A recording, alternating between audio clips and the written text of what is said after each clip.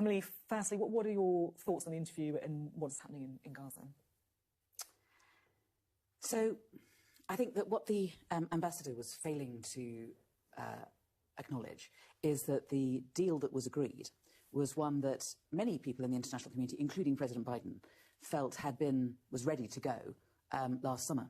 And first of all, there were grave doubts as to why it had taken so long for it to be implemented in January. It could have happened much earlier. Biden said that, and the rest of the community feels the same. And it happens in phases.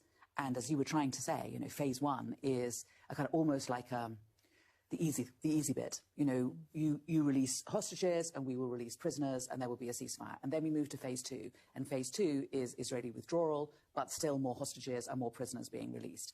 And, you know, and also negotiations beginning for what will be the long-term future for Gaza. Now, what happened was that we got to the 1st of March and the Israelis unilaterally, as far as I can see, said, we're not going into phase two. We want to just stay on phase one. We want to just keep having more hostages and releasing prisoners. We're not prepared to talk about moving out of Gaza, nor are we prepared to talk about a future for Gaza. And the reason for that is because Netanyahu is clinging on to power by his fingernails. He has to pass a budget at the end of March, and he has to pass that budget in order to continue the government that he's in charge of. And if he isn't in charge of the government in Israel, he personally gets into a great deal of trouble. There are court cases swirling around him, there are inquiries and everything else. So what he wants to do is he wants to extend that period as long as he can, and so that he can keep in power. He then begins the bombing. I'm sorry to be quite as brutal as this, but I really can't see any other explanation for this. He begins the bombing.